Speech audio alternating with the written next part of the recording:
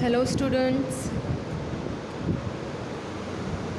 So we have completed our 8th chapter, soil.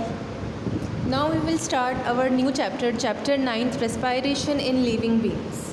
In this chapter we will study about breathing, respiration, the difference in between the two, and respiratory systems of different animals, how different animals breathe, how they respire. So all of these topics we will study in this chapter. So all organisms breathe. जितने भी living organisms हैं वो सब सांस लेते हैं. They take in oxygen from the surrounding air and take out carbon dioxide. तो सांस लेने से आखिर होता क्या है हम ऑर्गेनिजम्स में? जब हम लोग सांस लेते हैं तो सांस लेने से मतलब हमारा है क्या, एक्चुअली होता क्या है सांस लेने से?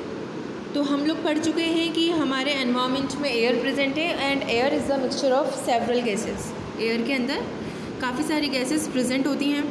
उनमें से एक है ऑक्सीजन, एक कार्बन डाइऑक्साइड है, और भी कई गैसेस होती हैं. तो हम लोग जब सांस लेते हैं तो हम लोग क्या करते हैं, जो हवा हमारी नोज़ के थ्रू हमारे लंग्स में जा रही है उससे हम ऑक्सीजन एब्जॉर्ब कर लेते हैं with the help of lungs.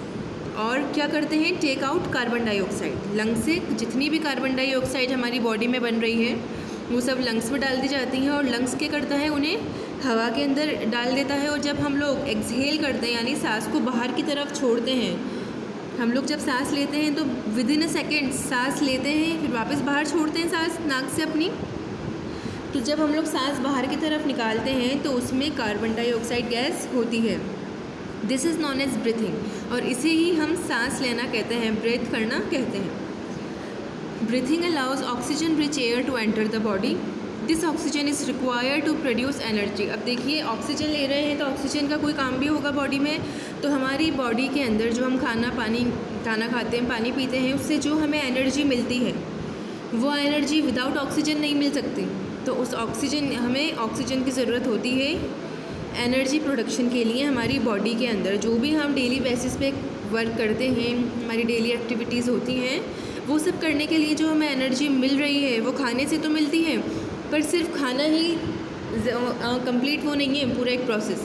Oxygen भी ज़रूरी है साथ के साथ, तो उससे हमें एनर्जी मिलती है. Breathing and respiration. अब देखिए, यहाँ दो प्रोसेसेस आपको दिए गए हैं. एक है ब्रीथिंग, हमने समझ लिया क्या होता है. ब्रीथिंग में सिर्फ सांस लेना और सांस बाहर की तरफ निकालना, ठीक है. और सांस लेने और बाहर की तरफ छोड़ने से क्या मतलब है, ऑक्सीजन को लेना और कार्बन डाइऑक्साइड को एनवायरनमेंट में रिलीज़ कर देना with the help of nose and lungs. So breathing and respiration are two different process. Breathing is the process by which oxygen rich air is taken in and carbon dioxide rich air is removed from the body.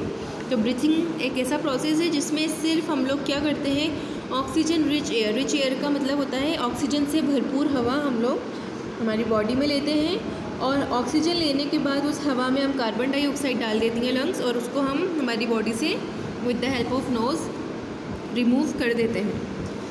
Respiration is the process by which oxygen is use to break down food to release energy. अब मैंने आपको बताया था कि energy सिर्फ खाने से नहीं मिलती, उसमें ऑक्सीजन भी बहुत इम्पॉर्टेंट है. तो कैसे इम्पॉर्टेंट है ऑक्सीजन? हम लोग जो खाना खाते हैं वो पेट में पचता है और उसे हमारी आंतें एब्जॉर्ब कर लेती हैं.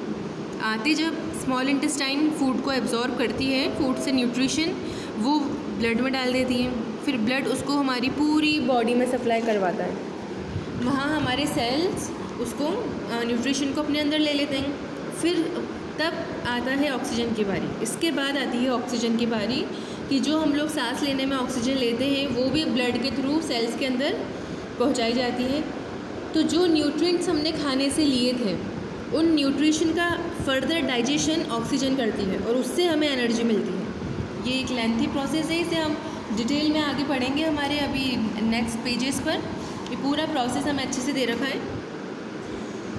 तो ऑक्सीजन कहाँ काम आ रही है, सेल्स के अंदर. सेल्स के अंदर जो फूड गया, फूड से पर्पस है जितने भी न्यूट्रिएंट्स, ग्लूकोज, जो भी चीज़ें गई हमारे सेल्स के अंदर, ब्लड सेल्स में, या जो भी XYZ कोई से भी सेल्स हो, नर्व सेल्स हो, किडनी के सेल्स हो, कोई से भी हो, पूरी बॉडी में जितने भी सेल्स प्रेजेंट है, वहाँ जितना भी न्यूट्रिशन गया हो, उस न्यूट्रिशन को फर्दर डाइजेस्ट करने के काम में आती है ऑक्सीजन, और उस ब्रेक डाउन से एनर्जी रिलीज़ होती है।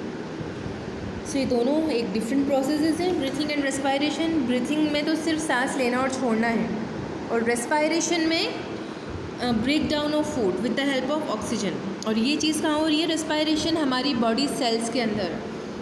वो हमारे स्किन सेल्स भी हो सकते हैं नहीं होते हैं एक्चुअली। स्किन सेल्स हुए, हमारे नर्व सेल्स हुए, ब्रेन के सेल्स, किडनी सेल्स, नेफ्रॉन्स, ठीक है, हमारे स्टमक के सेल्स होते हैं, एपिथेलियल सेल्स। वो जितने भी पूरी हमारे हेड से लेकर टो तक जितने भी सेल्स प्रेजेंट हैं उन सब में रेस्पायरेशन होता है, और हर सेल को एनर्जी मिलती है रेस्पायरेशन प्रोसेस के through. Breathing involves two process inhalation and exhalation. बेटा इनहेलेशन का मतलब होता है अंदर की तरफ लेना, एक्सहेलेशन का मतलब होता है एक्सहेल करना, यानी बाहर की तरफ कोई चीज़ छोड़ना। तो इसमें हम लोग क्या कर रहे हैं? सांस ले रहे हैं, इनहेल कर रहे हैं ऑक्सीजन रिच एयर, और एक्सहेल आउट क्या कर रहे हैं? Carbon dioxide rich air. Taking in air rich in oxygen is called inhalation. अब इसकी डेफिनेशन दी गई है, what is inhalation? Taking in air rich in oxygen, ऐसी हवा को अंदर लेना अपनी लंग्स के अंदर जो ऑक्सीजन से भरपूर हो, उसे इनहेलेशन बोलते हैं। This oxygen is use to release energy from digested food within our body. अब देखिए, जो खाना हमारे पेट में, हमारे आंतों में पचा था, उस खाने से एनर्जी निकालने के लिए इस ऑक्सीजन के काम में लिया जाता है, और वो सेल्स के अंदर होता है। The chemical process that occurs is called respiration. अब देखिए, मैंने बताया था ना आपको रेस्पायरेशन क्या होता है? खाने को और आगे ब्रेक डाउन करना, और उससे क्या निकलती है? एनर्जी निकलती है, तो वो रेस्पायरेशन है। तो रेस्पायरेशन क्या है? एक केमिकल प्रोसेस जिसके अंदर केमिकल रिएक्शंस हो रही हैं। ऑक्सीजन एक क्या है? एलिमेंट है, केमिकल एलिमेंट है ऑक्सीजन। ये ऐड होता है हमारे फर्दर मिनरल्स और न्यूट्रिएंट्स के साथ, जो हमने खाने से इंटेस्टाइन ने एब्जॉर्ब करे थे और ब्लड में सप्लाई करवाए थे। फिर ब्लड पूरे बॉडी में सर्कुलेट होता है, सारे सेल्स को ये सारा न्यूट्रिशन देता है। ब्लड में ऑक्सीजन भी होती है, लंग से मिलती है, खाना पेट से मिलता है।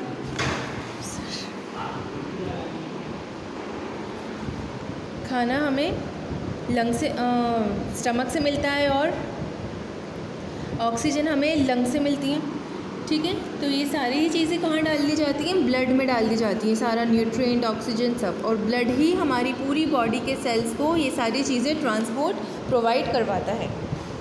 Water and carbon dioxide are produced as a result of these chemical reactions. अब देखिए, इतनी देर से हम लोग ये देख रहे थे कि कार्बन डाइऑक्साइड बॉडी में बनती है और उसे एक्सहेल आउट कर देते हैं ब्रीथिंग में।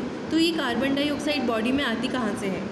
तो मैंने आपको बताया कि हमारी बॉडी में एक केमिकल रिएक्शन होती है, रेस्पायरेशन। जैसे प्लांट्स के अंदर फोटोसिंथेसिस होता है, पत्तियों में जब फोटोसिंथेसिस होता है तो ऑक्सीजन भी निकलता है, वाटर भी निकलता है, और वो पत्तियों के थ्रू, स्टोमेटा के थ्रू रिमूव आउट हो जाता है। तो ऐसे ही हमारे सेल्स के अंदर भी कार्बन डाइऑक्साइड मैन्युफैक्चर होती है, बनती है एज ए बाय प्रोडक्ट, यानी कि हमें बनानी नहीं होती, पर केमिकल रिएक्शंस की वजह से कार्बन डाइऑक्साइड के मॉलिक्यूल्स अपने आप बन जाते हैं, वाटर एक्सेस वाटर बन जाता है।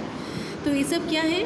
बाय प्रोडक्ट्स हैं। ये सारी केमिकल रिएक्शंस जो हमारी बॉडी में हो रही हैं, कैटाबॉलिक हो या मेटाबॉलिक हो, these are removed from the body through exhalation, ठीक है। तो ये ज़्यादातर जो गैस होती है ये एक्सहेलेशन के थ्रू बॉडी से रिमूव आउट करवा दी जाती है। Table 9.1 list a few differences between the two processes. अब देखिए, यहाँ पर आपको एक टेबल में ये सारे डिफरेंसेस टेब्यूलेट करके दिए गए हैं ब्रीथिंग और रेस्पायरेशन में, कि ये दोनों एक दूसरे से कैसे डिफरेंट हैं। So breathing, it is the physical process involving inhalation and exhalation. अब देखिए, ब्रीथिंग एक फिजिकल प्रोसेस है जिसमें इनहेलेशन और एक्सहेलेशन होता है, ठीक है, यानी सांस का लेना और बाहर की तरफ छोड़ना। एक फिजिकल प्रोसेस है, कोई केमिकल रिएक्शन नहीं हो रही।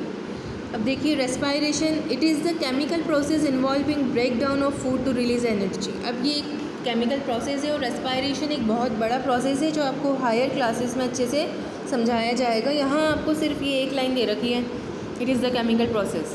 आगे और बताया जाएगा, लेकिन फिर भी एक बहुत वाइड, बहुत बड़ा एक टॉपिक है रेस्पायरेशन, जिसे हम डिटेल में हायर क्लासेस में पढ़ेंगे। तो ये केमिकल प्रोसेस है जिसके अंदर केमिकल रिएक्शंस होती हैं, और जो खाना हम खाते हैं और उससे जो हमें आहार मिलता है, पोषण, जिसे हम न्यूट्रिशन बोलते हैं, तो जो न्यूट्रिएंट्स होते हैं उनके फर्दर ब्रेकडाउन में रेस्पायरेशन कहते हैं, उसके फर्दर ब्रेकडाउन को with the help of oxygen. So no energy is produce during breathing में कोई एनर्जी प्रोड्यूस नहीं होती, सिर्फ एब्जॉर्प्शन होता है ऑक्सीजन का और कार्बन डाइऑक्साइड को निकाल दिया जाता है लंग से। Energy is produced in this process respiration, तो रेस्पायरेशन में एनर्जी प्रोड्यूस हो रही है सेल्स के अंदर, हर सेल में। नो एंजाइम्स और catalyst are involve in this process. अब ब्रीथिंग के अंदर कोई एंजाइम नहीं है, कोई कैटलिस्ट नहीं है। ये एंजाइम्स और कैटलिस्ट रिएक्शन करवाने वाले होते हैं। कई बार क्या होती है, कोई रिएक्शन हमारी बॉडी में कोई कॉम्प्लेक्स हो जाती है बहुत, तो ये एंजाइम्स और कैटलिस्ट हेल्प करते हैं रिएक्शंस इजीली करवाने में। तो ब्रीथिंग में ओनली एब्जॉर्प्शन हो रहा है, कोई केमिकल रिएक्शन ही नहीं हो रही, तो एंजाइम्स और कैटलिस्ट की ज़रूरत ही नहीं है। But in respiration enzymes and catalyst are involve. Respiration के अंदर ये दोनों ही चीज़ें इन्वॉल्व होती हैं, क्योंकि यहाँ केमिकल रिएक्शंस हो रही हैं और केमिकल रिएक्शन को ईजी कराने में कैटलिस्ट और एंजाइम हेल्प करते हैं। Breathing occurs outside the cell body की बात नहीं हो रही है, हमारी ह्यूमन बॉडी की बात नहीं हो रही, यहाँ पे सेल बॉडी की बात हो रही है। ठीक है, तो ब्रीथिंग कहाँ हो रहा है, लंग्स में हो रहा है, सेल्स के अंदर नहीं हो रहा ब्रीथिंग। ठीक है, and respiration occurs within the cell body. Respiration process कहाँ होता है, हमारी बॉडी के एक एक सेल के अंदर। बिलियंस और ट्रिलियन सेल्स हैं हमारी बॉडी में, हर सेल के अंदर रेस्पायरेशन होता है। ठीक है, तो रेस्पायरेशन कहाँ होता है, सेल बॉडी के अंदर, और ब्रीथिंग कहाँ होती है, आउटसाइड द सेल बॉडी के बाहर। Now respiratory system, a set of organs that are involved in the exchange of gases is called the respiratory system. It may be simple in some organisms and complex in others. अब देखिए respiratory system किसे कहते हैं, a set of organs that are involved in the exchange of gases. अभी हमने पढ़ा था ना, लंग्स में ऑक्सीजन को तो एब्जॉर्ब कर रहे हैं, कार्बन डाइऑक्साइड दे रहे हैं, तो एक्सचेंज हुआ ना, एक के बदले दूसरी दी, ऑक्सीजन के बदले कार्बन डाइऑक्साइड दी। तो अब ये थोड़ा कॉम्प्लेक्स सी चीज़ है, अभी हमने ऊपर रेस्पायरेशन पढ़ा था जो रेस्पायरेटरी सिस्टम से काफ़ी मिलता जुलता है।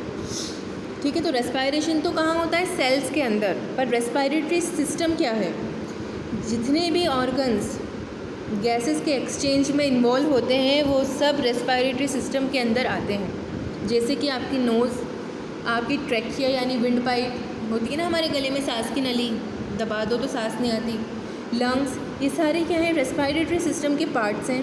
इट मे बी सिंपल, यानी कि कुछ ऑर्गेनिजम्स ऐसे होते हैं जहाँ पे बहुत सिंपल रेस्पायरेटरी सिस्टम पाया जाता है, जैसे आपकी फ़िश वगैरह, और बहुत से ऐसे ऑर्गेनिजम्स हैं जहाँ पे बहुत कॉम्प्लेक्स सिस्टम होता है।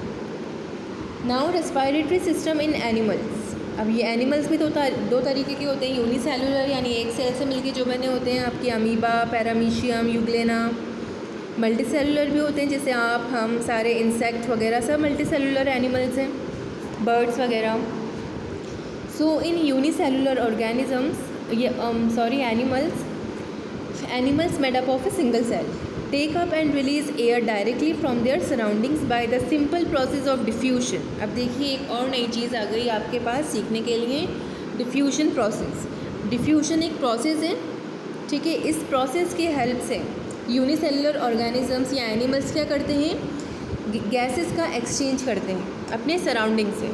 आप लोग जानते हैं हम सब, जो कोई भी हो, यूनिसेलुलर हो या मल्टी सेलुलर हो, सब के आसपास सराउंडिंग्स होती हैं, अपना एक एनवायरनमेंट होता है। ठीक है, तो ये जो यूनिसेलुलर ऑर्गेनिजम्स हैं वो कैसे एक्सचेंज करते हैं गैसेस का, directly from the surroundings by the simple process of diffusion. Diffusion की हेल्प से। तो डिफ्यूजन क्या है, जो गैसेस के मॉलिक्यूल्स होते हैं जिन्हें हम हमारी नेकेड आई से नहीं देख सकते, उन्हें सिर्फ महसूस किया जा सकता है। गैसेस के मॉलिक्यूल्स को जब हवा चलती है तो वो हमारी बॉडी पर आके टकराते हैं और हमें ऐसा लगता है कि हवा चल रही है, पर वो एक्चुअली गैसेस के मॉलिक्यूल्स होते हैं। तो ये मॉलिक्यूल्स क्या करते हैं, ऑक्सीजन के, इन सब के, इनकी जो सेल वॉल है या सेल मेम्ब्रेन है, इसके ऊपर अटैच हो जाएंगे और अपने आप अंदर डिफ्यूज़ आउट हो जाएंगे, अंदर की तरफ एंटर कर जाते हैं।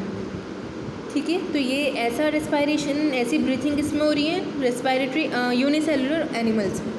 As such they have no special organs for exchange of gases, क्योंकि इनके पास कोई स्पेशल ऑर्गन नहीं है। और कैसे होगा, ऑर्गन तो बनता है टिश्यूज़ से, टिश्यूज़ बनते हैं बहुत सारे सेल से। अब ये तो यूनिसेलुलर है, एक ही सेल की बॉडी है इनकी, तो उसी सेल के अंदर डाइजेशन, रेस्पायरेशन, एक्सक्रिएशन, रिप्रोडक्शन, सारी ही चीज़ें, जितने भी प्रोसेसेस हैं हमारी लाइफ प्रोसेसेस वो एक ही सेल में हो रहे हैं, कोई ऑर्गन नहीं है, हो भी नहीं सकता, एक सेल में कैसे ऑर्गन होगा। तो क्या होता है, आप अमीबा को देखिए, अभी वैसे यहाँ है नहीं अमीबा का डायग्राम, पर अमीबा में क्या होता है, अमीबा की जो बॉडी होती है, एक सेल की बॉडी, उस बॉडी के ऊपर ऑक्सीजन के मॉलिक्यूल्स आन के अटैच हो जाते हैं और वो डिफ्यूजन प्रोसेस के थ्रू अंदर की तरफ एंटर करवा दिए जाते हैं। अब ये डिफ्यूजन, ये सारे प्रोसेसेस आपके 9th स्टैंडर्ड में आएंगे कि व्हाट इज़ डिफ्यूजन, ठीक है। तो इस टॉपिक को आप 9th क्लास तक के लिए छोड़ दीजिए।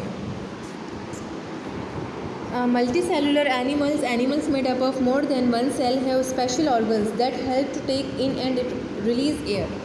अब देखिए मल्टी सेलुलर एनिमल्स में क्या होता है, हमारे पास ऑर्गन्स हैं, हमारे पास नोज़ है, विंड पाइप है जिसे हम ट्रैकिया बोलते हैं, ठीक है ना। यहाँ आपके 113 पेज नंबर पे दे रखा है डायग्राम 9.5 में, ट्रैकिया, नोस्ट्रिल्स, और ये लंग्स के अंदर के पार्ट्स हैं, ब्रोंकियोल्स वगैरह, एल्वियोली, ठीक है। 9.6 और 9.5 डायग्राम में दे रखा है आपको ये सब। और सबसे नीचे है डायफ्राम।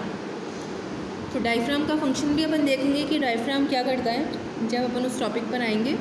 तो हमारे पास जो मल्टी सेलुलर ऑर्गेनिजम्स होते हैं, एनिमल्स होते हैं, हमारे पास हमारे स्पेशल ऑर्गन्स हैं जिससे हम लोग क्या करते हैं, गैसेस का एक्सचेंज करते हैं, यानी take in and release air, दोनों प्रोसेसेस करते हैं। Let us look at the methods of breathing in different animals, ठीक है ना। अब अपन इस ब्रीथिंग मेथड को देखेंगे अलग अलग एनिमल्स में। हमारे अभी इस वीडियो में चलिए इतना ही, हमारी नेक्स्ट वीडियो में हम आगे से स्टार्ट करेंगे। Thank you.